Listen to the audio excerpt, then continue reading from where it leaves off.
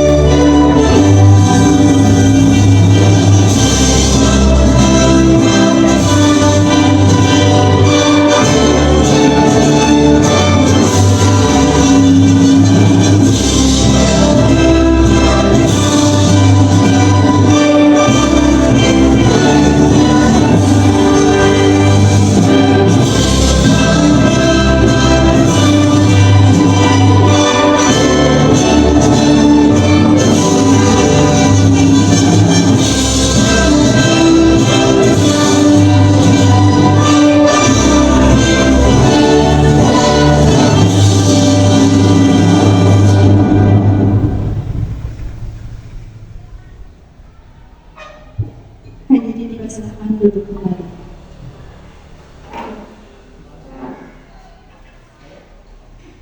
Selanjutnya sambutan dari Bapak Kepala Sekolah.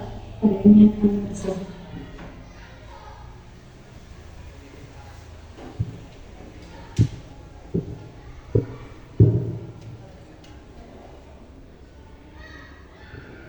Bismillahirrahmanirrahim. Assalamualaikum warahmatullahi wabarakatuh.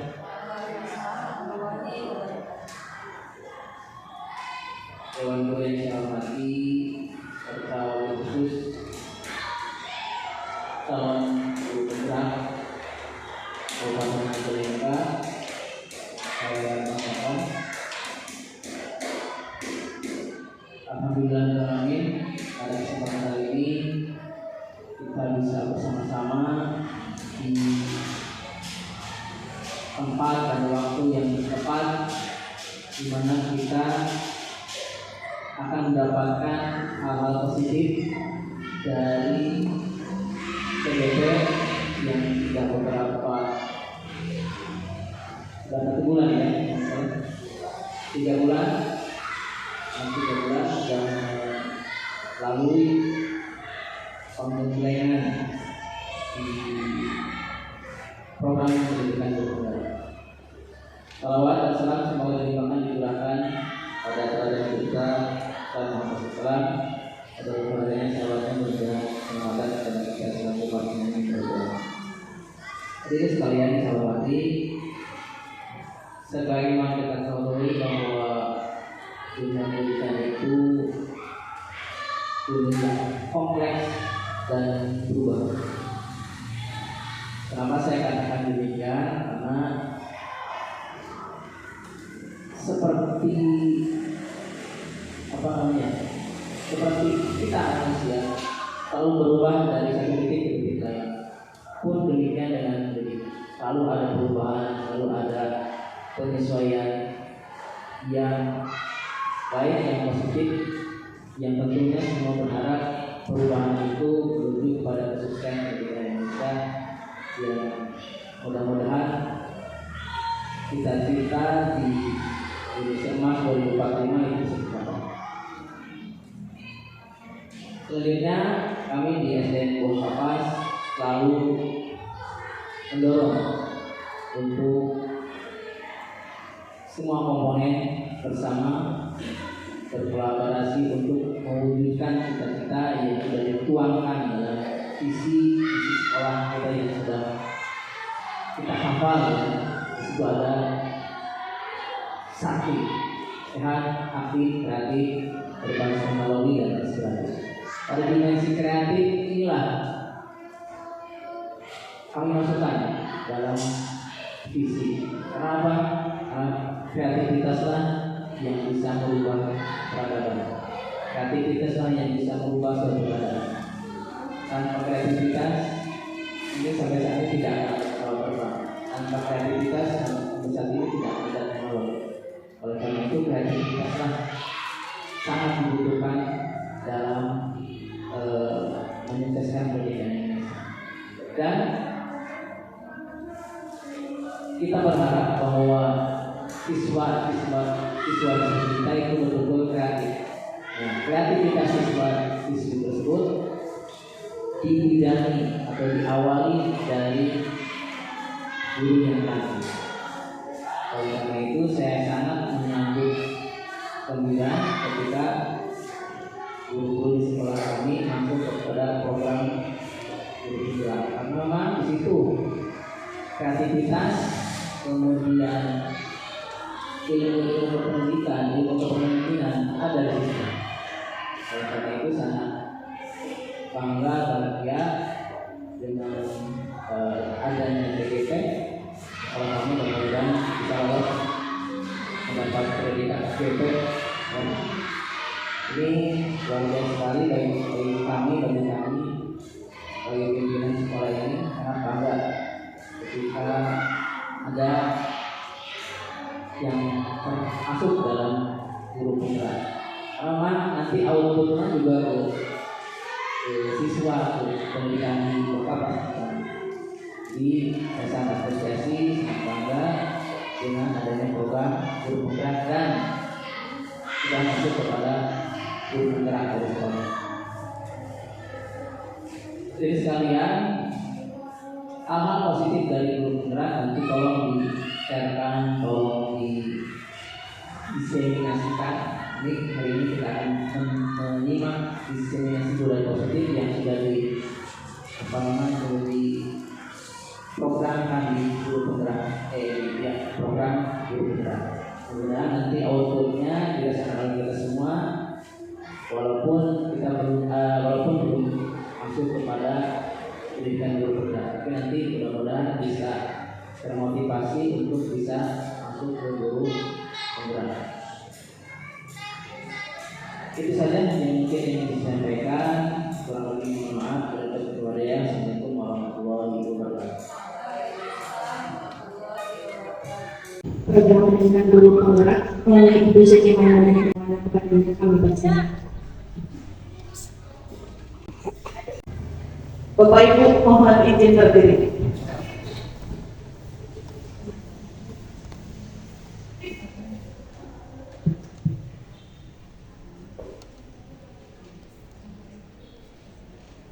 Bismillahirrahmanirrahim. Assalamualaikum warahmatullahi wabarakatuh. Alhamdulillahirabbil alamin. Assalatu wassalamu ala asyrofil anbiya'i wal mursalin wa ala alihi wa sahbihi ajmain. Amma ba'du. Yang terhormat kepala sekolah serta ibu guru SDN Buah Kapas. Di sini saya ucapkan terima kasih yang sebesar-besarnya karena di kegiatan ini kebetulan kegiatan saya pribadi yang merupakan tugas dari aksi nyata budaya positif modul 1.4 yaitu diseminasi budaya positif. Ibu Bapak Guru, saya juga ucapkan terima kasih telah meluangkan waktunya untuk bisa berkumpul di acara ini. Semoga Ibu Bapak Guru selalu diberi kesehatan dan panjang umur. Amin ya Allah ya Rabbal alamin. Sebelum masuk ke materi, di sini ada beberapa pertanyaan. Next, Bu.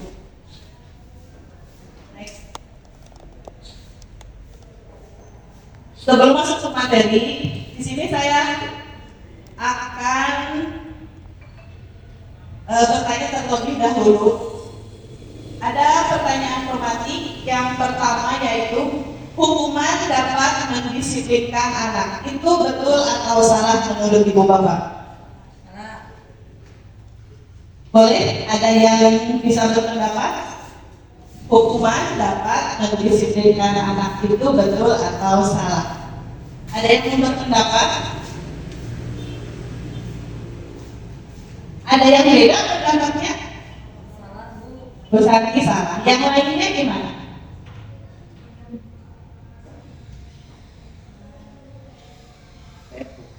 Boleh.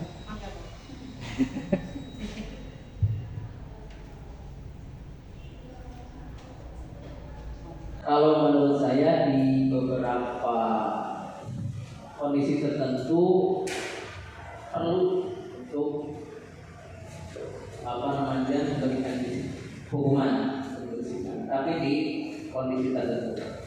Misalkan memang anak betul-betul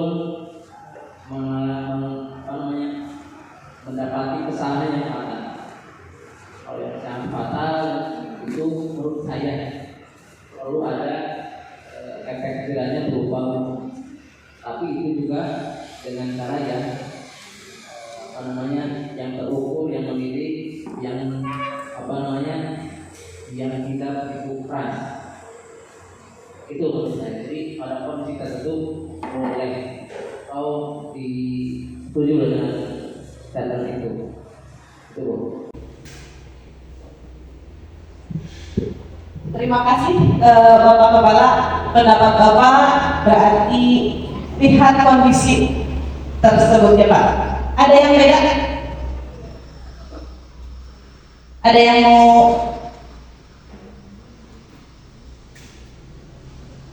lanjutkan ya? Ada yang beda berpendapat?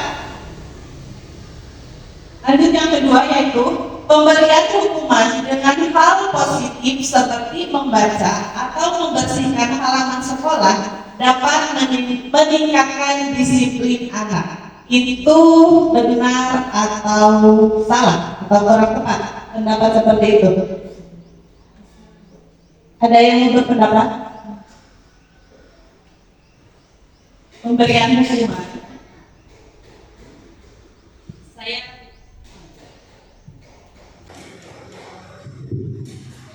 Menurut saya pemberian hukuman kepada anak itu justru bukan mendisiplinkan anak, tetapi anak tersebut menjadi jengkel karena apa yang ia inginkan itu dipaksa-paksa, apa yang tidak ia inginkan itu dipaksa, sehingga bukan yang timbul rasa keinginan tetapi jengkel yang ada. Seperti itu menurut saya. Bu, terima kasih. Terima kasih jawabannya. Lanjutkan ya. Untuk pertanyaan ketiga, memberi penghargaan dapat meningkatkan motivasi belajar anak. Itu betul atau sering, khususnya saya ya, di kelas, saya sering iming-imingi anak untuk rajin dalam melaksanakan tugas. Contohnya, kalau kalian mengerjakan tugas tepat waktu, ibu akan kasih contohnya pulpen atau buku seperti itu. Nah, pertanyaan atau pernyataan seperti itu benar atau salah? Silahkan, ada yang mau berpendapat? Boleh.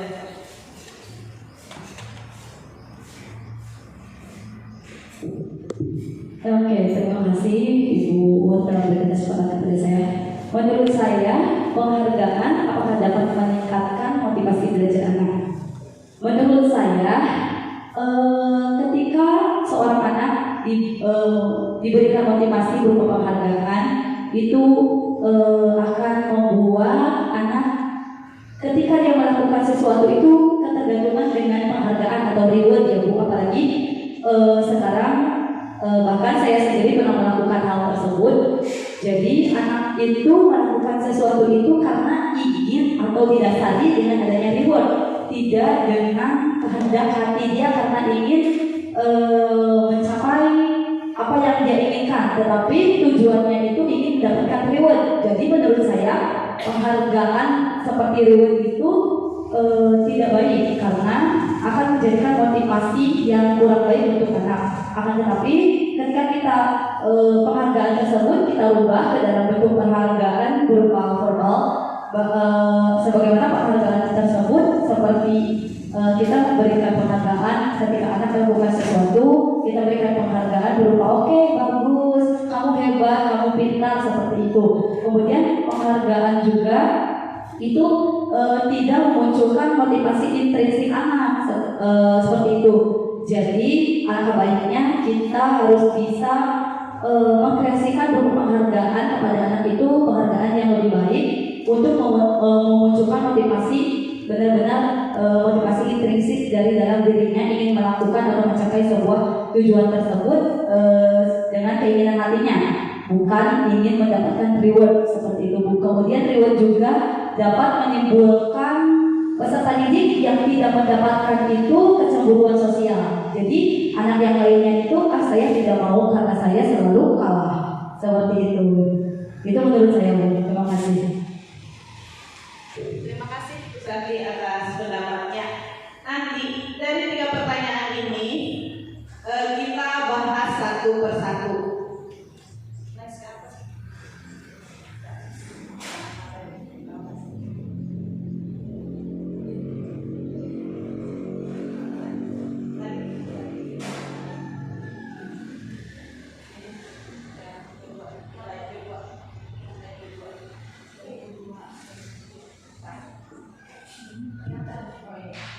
Nah, ini akan kita bahas tentang materi budaya positif. Yang pertama, perubahan paradigma baru belajar, kemudian disiplin positif, nilai-nilai kebajikan, kebutuhan dasar manusia, motivasi perilaku manusia, positif kontrol guru, keyakinan kelas, dan segitiga restitusi. Itu yang saya akan bahas ke depan. Untuk pembahasan pertama, kita perubahan paradigma baru. Ibu bapak mohon untuk berdiri. Kalian seolah-olah mengepalkan tangan dan di dalam tangan tersebut ada sebuah kertas. Nanti boleh berpasangan ya. Entah ibu contoh, ibu mengepalkan tangan. Ibu itu punya tadi ya yang di dalamnya suka cari kertas. Kemudian ibu No berusaha membuka apa yang ada di tangan ibu O. Paham maksudnya? Belum. Satu orang mengepal tangan, orang yang lainnya, yang satunya berusaha untuk membuka kepalan tangan tersebut. Ini bapak.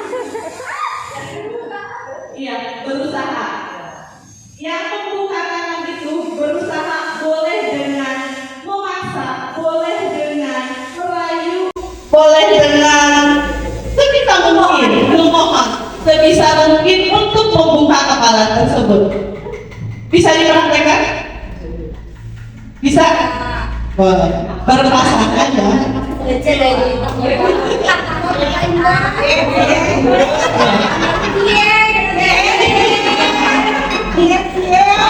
Boleh? 1, 2, 3. Coba buka.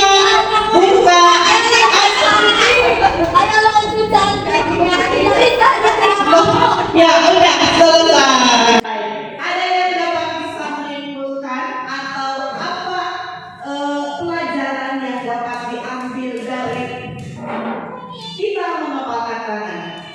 Ibu kalau kamu pada bilang betul. Benang di iya.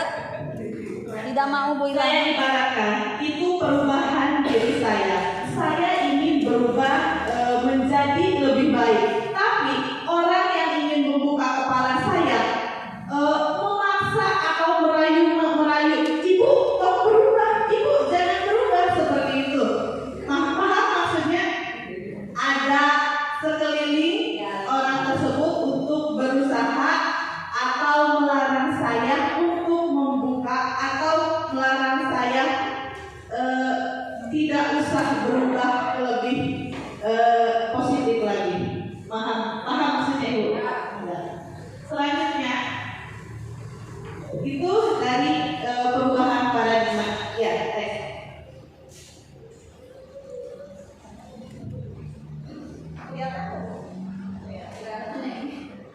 Di sini mengubah paradigma stimulus respon ke pendekatan teori kontrol. Di sini ada stimulus respon dan teori kontrol.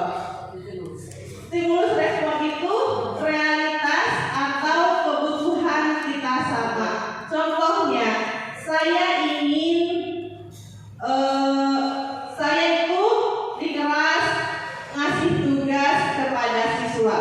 Kemudian saya berharap anak yang saya ajar itu mengerjakan tugas semua.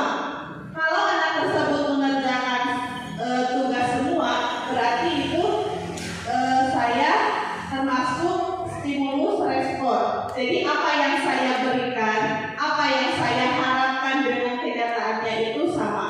Kemudian kalau teori kontrol itu teori dengan harapannya itu berbeda. Mungkin seperti itu. Selanjutnya semua orang melihat hal yang sama.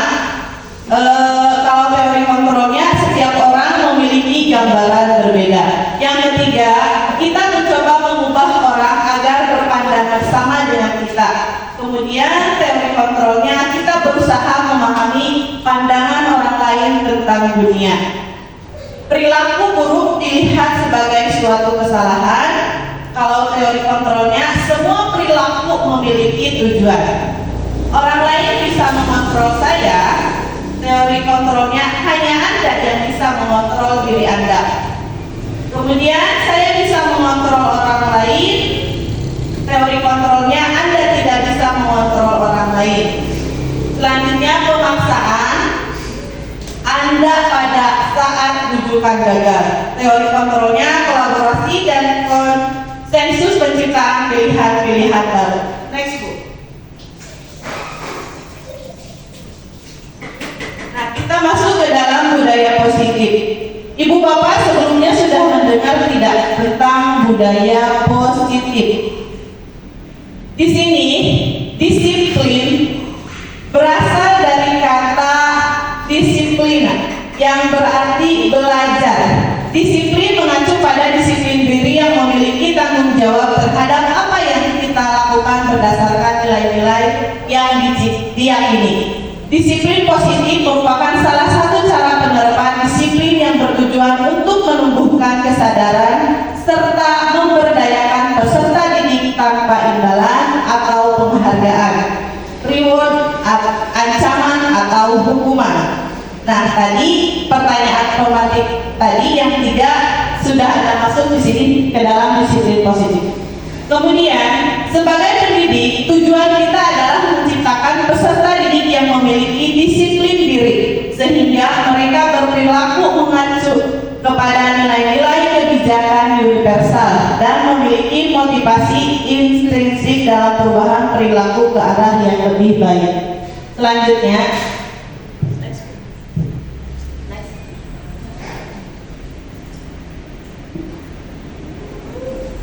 tadi budaya positif sudah dibahas.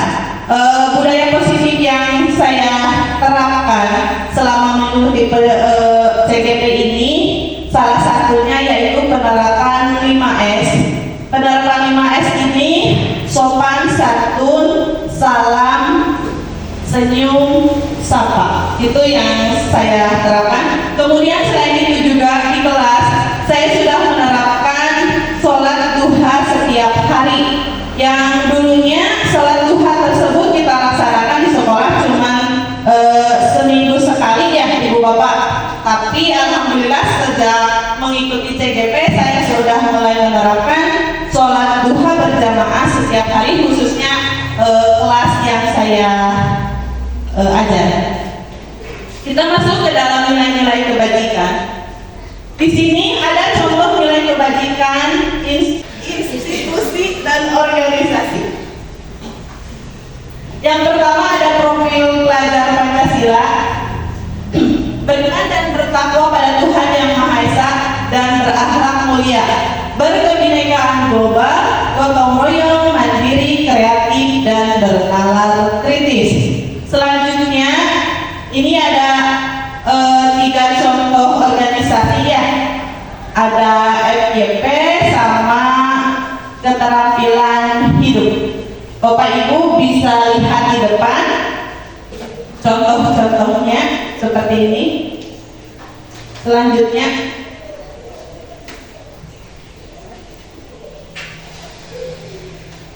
di sini nilai-nilai kebajikan universal. Nilai-nilai kebajikan adalah sifat-sifat positif manusia yang merupakan tujuan mulia yang ingin dicapai setiap individu. Nilai-nilai tersebut bersifat universal dan lintas bahasa, suku, bangsa, agama maupun latar belakang. Setiap perilaku atau perbuatan memiliki suatu tujuan.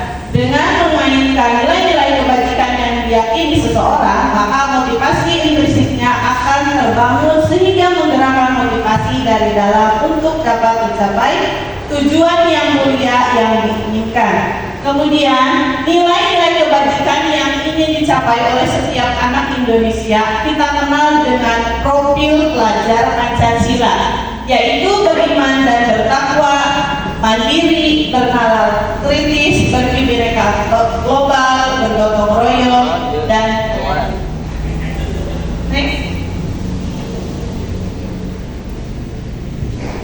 selanjutnya kebutuhan dasar manusia.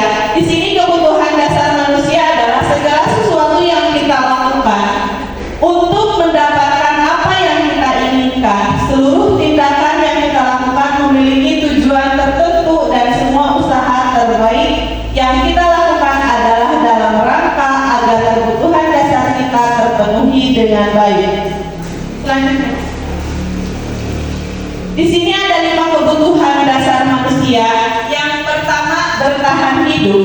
Bertahan hidup itu contohnya makan. Kalau kita tidak makan, berarti itu termasuk ke bertahan hidup. Makan, pakaian, tempat tinggal, keamanan, dan kesehatan itu termasuk ke bertahan hidup. Yang kedua, kasih sayang dan rasa diterima. Contohnya, dipedulikan, berbagi, kerjasama, menjadi bagian dalam kelompok. Yang ketiga, penguasaan.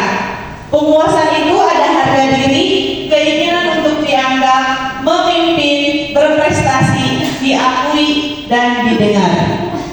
Yang keempat, kebebasan.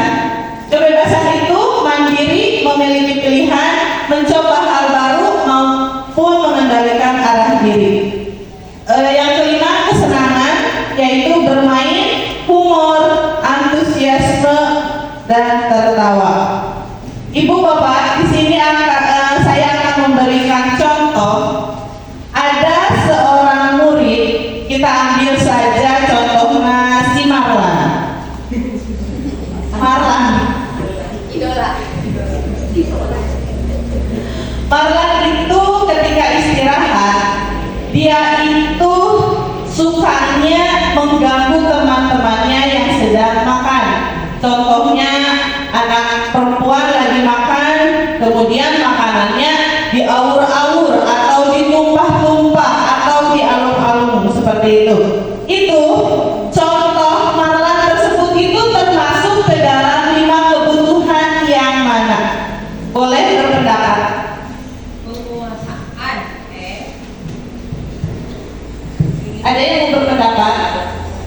Ada 5, bertahan hidup, kasih sayang dan rasa diterima, penguasaan, kebebasan, kesenangan.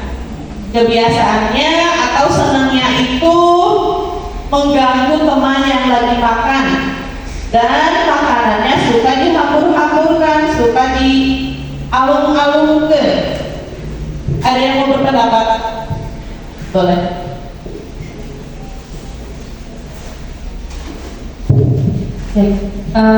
Menurut pendapat saya, yang tadi Ibu sebutkan adalah mungkin bahasa kitanya adalah caper ya Bu, cari perhatian. Nah, yang kalau saya masukkan ke dalam 5 kebutuhan dasar manusia ini, dia termasuk ke dalam poin yang kedua, yaitu kasih sayang dan rasa diterima. Jadi bagaimana agar dia diakui oleh orang lain, merasa dirinya ada, ya saya harus cari perhatian orang gitu. Jadi saya harus seperti minta dikasih sayang, minta diperhatikan. Nah, makanya dia berbuat kesalahan dengan bukan kesalahan. Mereka membuat perilaku atau berperilaku seperti itu. Artinya dia meminta perhatian orang lain dan kasih sayang. Gitu. Terima kasih. Terima kasih Bu Dinda. Ada yang lain atau mencoba menjawab? Ibu?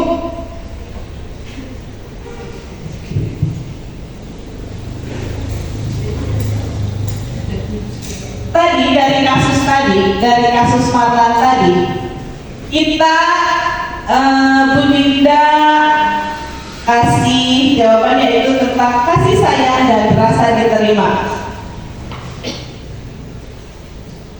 Bisa menurut saya, karena di sisi lain Marlan itu tadi ingin diperhatikan atau ingin mendapatkan kasih sayang dari kita sebagai warga sekolah, itu bisa. Ada yang berpendapat beda?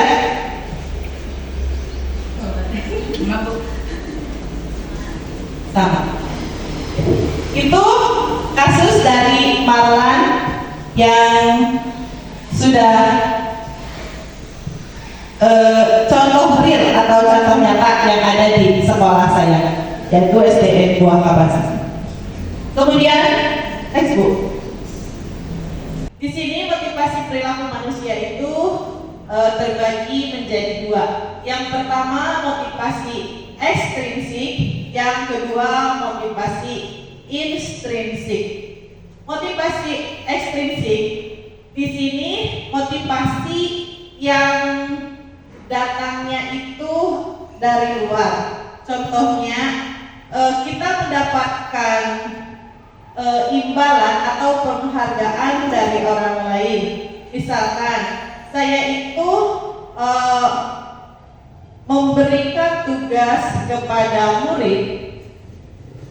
Bagi murid yang nilainya 100, maka saya akan kasih hadiah, yaitu berupa alat sekolah.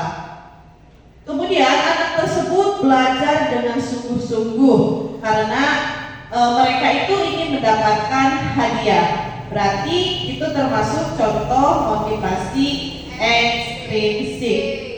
Yang kedua motivasi intrinsik, yaitu motivasi untuk menjadi orang yang mereka inginkan dan menghargai diri sendiri dengan nilai-nilai yang mereka percaya. Mereka atau murid tersebut baik tidak ada tugas maupun guru memberikan tugas, mereka itu tetap belajar karena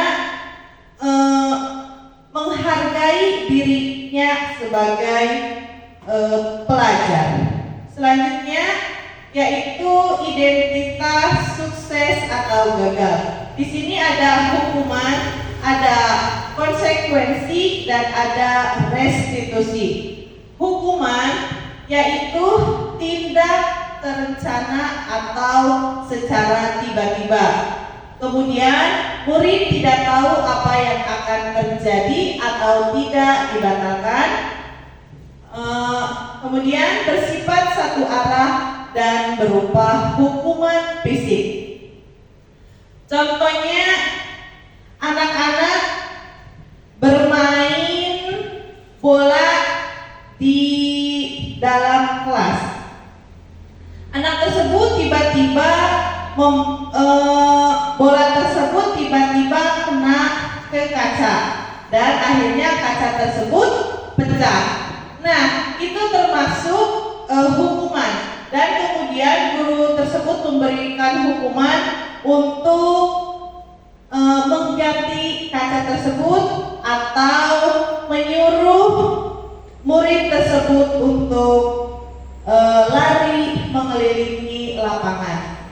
Itu termasuk hukuman karena anak tersebut tidak sengaja atau tiba-tiba memecahkan kaca sekolah. Yang kedua, konsekuensi. Konsekuensi itu terencana. Misalkan anak-anak bermain bola di dalam kelas. Guru terlebih dahulu mengingatkan anak-anak jangan main bola di kelas. Kalau main bola di kelas nanti takutnya kacanya pecah, terus ada teman kalian yang terkena bola. Nah, itu sudah ada kesepakatan antara guru dan murid. Maka kasus tadi itu termasuknya ke konsekuensi. Yang berikutnya yaitu restitusi. Restitusi ini proses menciptakan kondisi bagi murid untuk memperbaiki kesalahan. Kemudian proses kolaboratif yang mengajarkan murid untuk mencari solusi sendiri. Tadi contohnya anak bermain bola di dalam kelas, gurunya itu sudah mengingatkan bahwa nanti kalau ada kejadian kaca pecah atau ada teman kalian yang terkena bola, dan ada kesepakatan antara murid dan guru. Itu termasuknya restitusi. Next. Yang kelima, posisi kontrol guru, yaitu ada 5. Yang pertama menghukum, yang kedua membuat merasa bersalah, yang ketiga teman, yang keempat pemantau, yang kelima manajer. Next.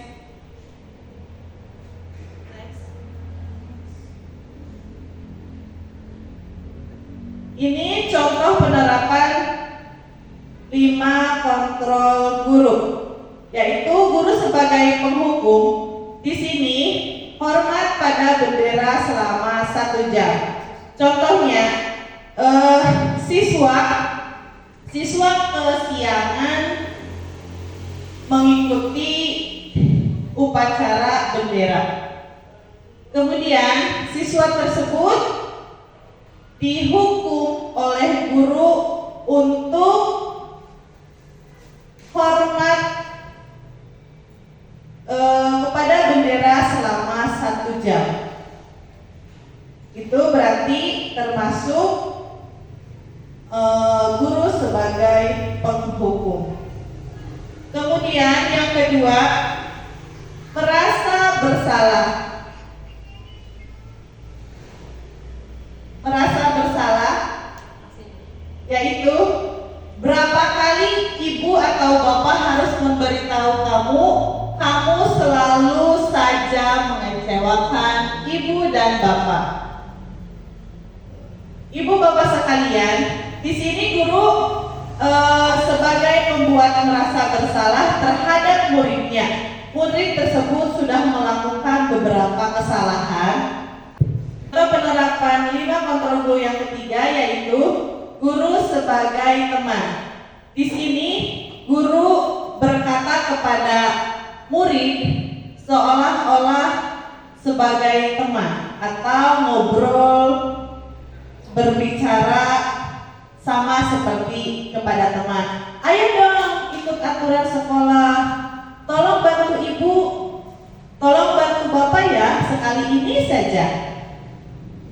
Iya, sudah, tidak apa-apa. Lain kali jangan sampai berbuat seperti ini lagi ya. Nah, itu termasuk contoh kontrol guru sebagai teman. Selanjutnya yaitu contoh kontrol guru sebagai pemantau. Di sini guru melakukan, kamu sudah melanggar peraturan sekolah. Kamu tahu konsekuensinya? Setelah upacara, kamu beli atributnya ke koperasi dan jangan lupa lagi ya. Nah, itu ucapan atau yang dilontarkan kepada murid ketika guru sebagai pemantau. Selanjutnya, yang kelima, next, yaitu guru sebagai manajer. Di sini, idealnya guru itu haruslah menjadi manajer. Di sini guru melakukan atau berkata kepada murid yang memiliki kasus atau menghadapi murid. Di sini guru menanyakan, apakah kamu tahu kesalahanmu? Kira-kira bagaimana kamu memperbaiki kesalahanmu? Nah, itu perkataan yang dilontarkan guru sebagai manajer kepada muridnya. Next. Di sini posisi kontrol, apakah aku, ibu bapak sekalian? Di sini saya memiliki ada kertas. Nanti ibu bapak tulis posisi kontrol yang 5 tadi yang sudah ibu laksanakan atau yang sering ibu bapak laksanakan di kelas, tulis di sini ya. Coba ibu Dinda bagikan ya.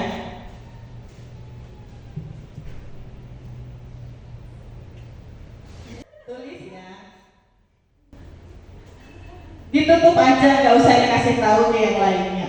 Iya, Bu. Ya. Udah ibu bapak? Iya. Ya, selanjutnya keyakinan kelas.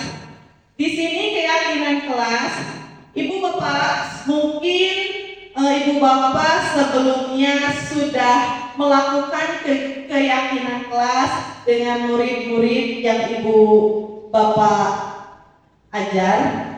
Di sini keyakinan kelas itu banyak contohnya. Mungkin ibu bapak bisa membuat contoh keyakinan kelas. Coba acungkan tangan. Ya ibu Dinda, apa Bu Dinda? Selalu menjaga kebersihan lingkungan sekolah. Bu Nisa, coba apa Bu Nisa? Iya, tidak boleh datang terlambat. Ada lagi yang lain? Ya, itu termasuk keyakinan kelas. Keyakinan kelas itu dibuat kesepakatan antara guru dengan muridnya.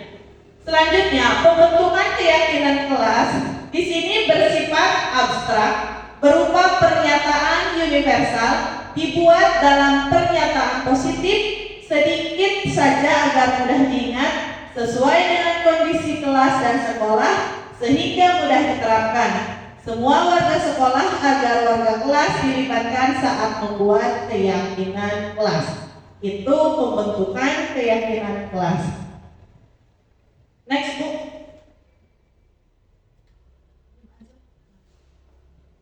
Selanjutnya yaitu tentang segitiga restitusi.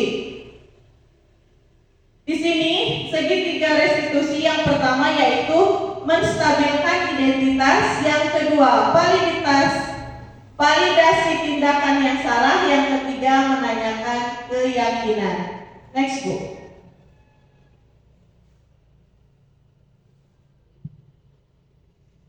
Berdasarkan prinsip membuat kesalahan adalah bagian dari proses pembelajaran.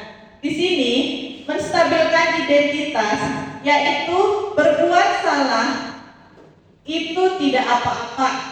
Tidak ada manusia yang sempurna. Saya juga pernah melakukan kesalahan seperti itu. Kita harus menyelesaikan ini. Bapak Ibu tidak tertarik mencari siapa yang salah, tapi Bapak Ibu ingin mencari solusi dari permasalahan ini. Kamu berhak merasa begitu. Apakah kamu sedang menjadi teman yang baik buat dirimu sendiri? Nah, itu dari menstabilkan identitas. Contohnya, di sini saya menemukan kasus di kelas, ada siswa yang menuduh temannya mengambil uang teman yang satunya lagi.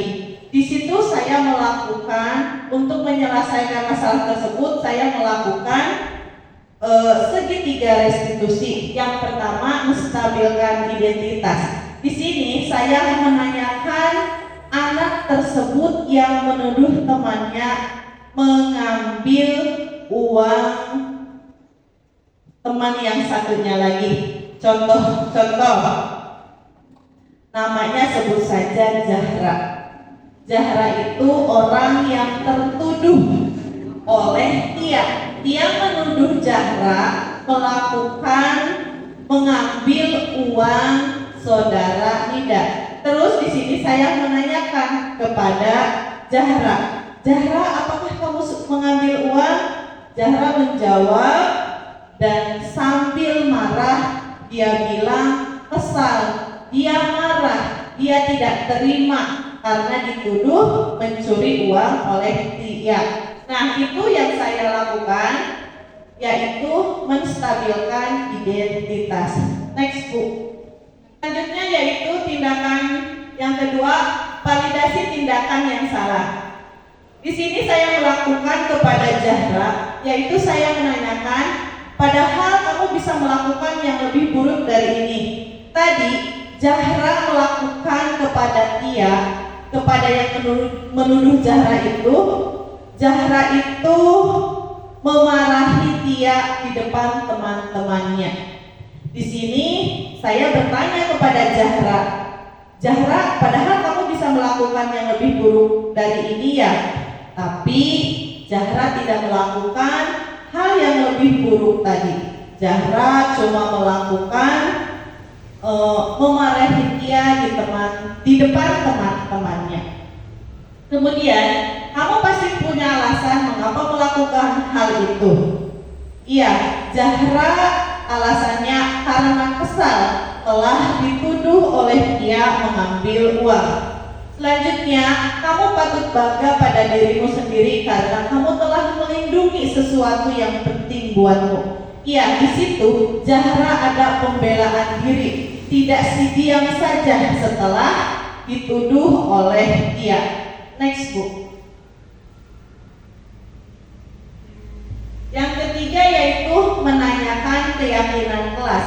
Di sini, apa yang kita percaya sebagai kelas atau keluarga? Di sini saya menanyakan kepada Zahra, nilai apa yang kamu telah sepakati? Di situ Zahra keyakinan tidak menghargai temannya, yaitu Tia.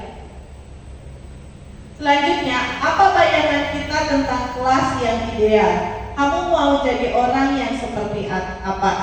Di sini Zahra ingin menjadi orang yang lebih sabar lagi dalam menghadapi masalah. Ketika dituduh oleh Tia, Zahra itu lebih berpikir panjang untuk melakukan tindakan hal tersebut.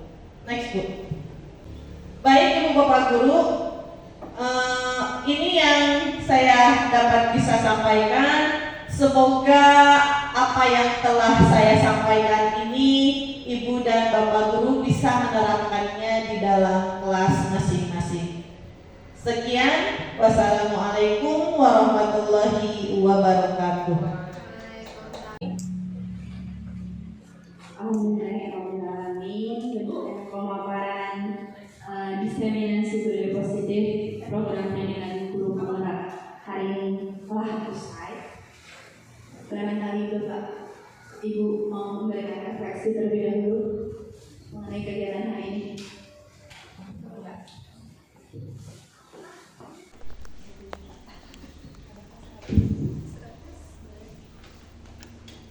Ya, baik, terima kasih Bu Nisa. Bismillahirrahmanirrahim. Assalamualaikum warahmatullahi wabarakatuh. Alhamdulillahirrahmanirrahim. Di kegiatan diseminasi budaya positif SDN Buah Kapas untuk CGP dari sekolah kami, yaitu Ibu Siti Maimunah, sudah selesai dilaksanakan, dan refleksi hari ini saya dan teman-teman tiru juga di kelasnya masing-masing. Dari mulai perubahan paradigma bahwa cara kita mengajar itu ya tidak sama dengan dulu, kita harus berubah. Dari mulai membuat keyakinan kelas, kalau dulu mah peraturan kelas satu arah dibuat oleh guru, kalau keyakinan kelas kita menyepakati nilai-nilai apa yang kita sepakati dan yakini antara guru dengan anak, jadi dua arah. Dan harapannya juga kita ini real ya Pak, selain kita punya bangunan yang baru, yang megah, mewah, akan dipandang orang-orang itu kita adalah sebuah sekolah yang hebat. Tentunya sumber daya manusianya juga harus mulai berubah ya Pak, budaya positif dari guru-gurunya. Kita tidak memaksakan budaya satu orang dipaksakan kepada orang lain, tentunya itu tidak bisa, karena tadi sudah melihat bahwa kita itu berbeda gitu. Jadi untuk implementasi budaya positif ini mudah-mudahan bermanfaat untuk saya pribadi dan teman-teman di kelasnya masing-masing. Terima kasih. Assalamualaikum warahmatullahi wabarakatuh. Terima kasih kepada Ibu Yani atas refleksinya. Selanjutnya closing statement dari Bapak Kepala Sekolah. Padanya kami persilakan.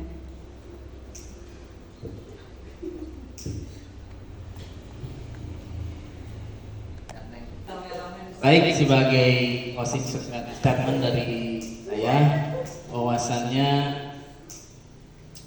ada ungkapan mengatakan bahwa didiklah anakmu sesuai dengan zamannya. Maka dari itu yang kita hadapi sekarang ini adalah generasi milenial, yang tentu ciri khas dari generasi milenial adalah selalu bersinggungan atau selalu menggunakan teknologi dalam pembelajarannya. Walaupun kita di era digital, tetap budaya positif harus tetap dilestarikan. Karena untuk mengimbangi perkembangan zaman yang sudah sangat tidak bisa diprediksi, perubahannya cepat sekali.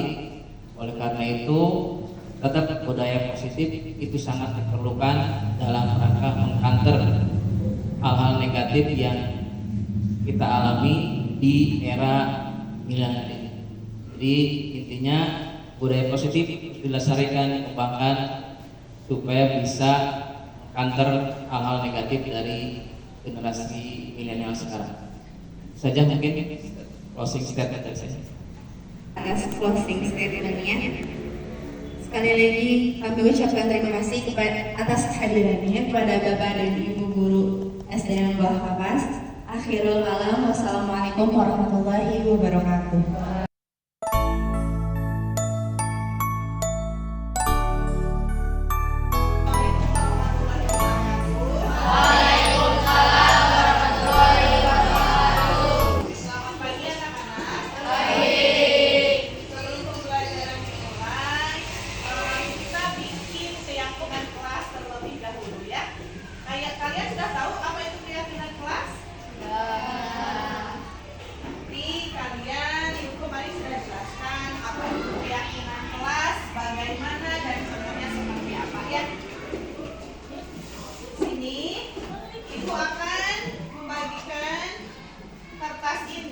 Nanti kalian tulis keyakinan kalian, keyakinan kelas kalian satu saja.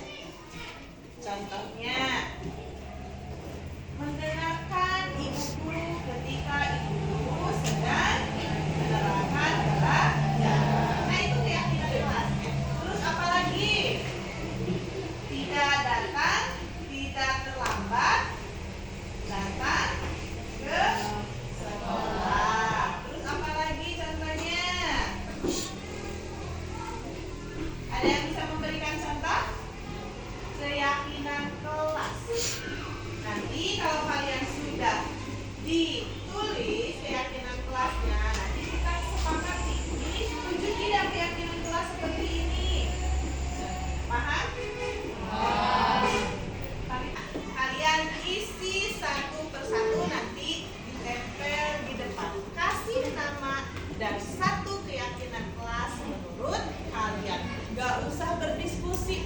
kalian saja.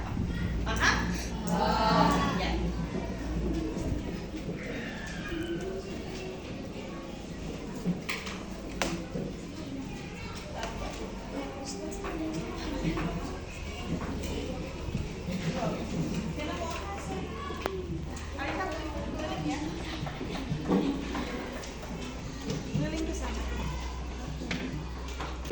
Udah dapat kertas semua?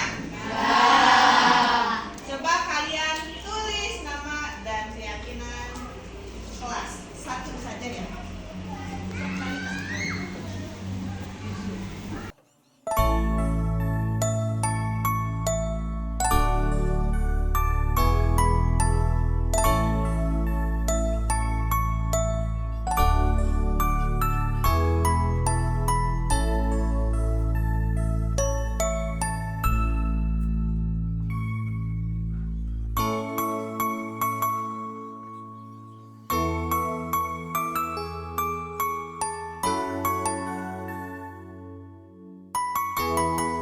Udah anak-anak? Kalau sudah, coba tempel di papan tulis. Tidak. Tempel di sini. Tempel di sini. Coba.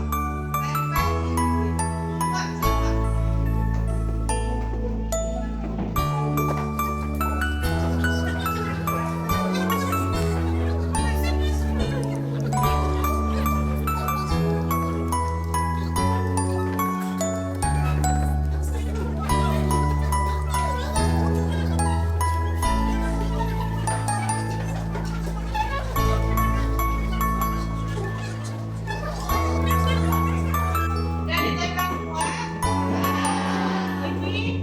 Ini keyakinan kelas yang kalian sudah buat. Nanti kita sepakati dulu, setuju atau tidak. Kalau di kelas ada contoh, ada keyakinan seperti ini. Tidak boleh membuang sampah di meja, di bawah meja. Setuju tidak? Setuju.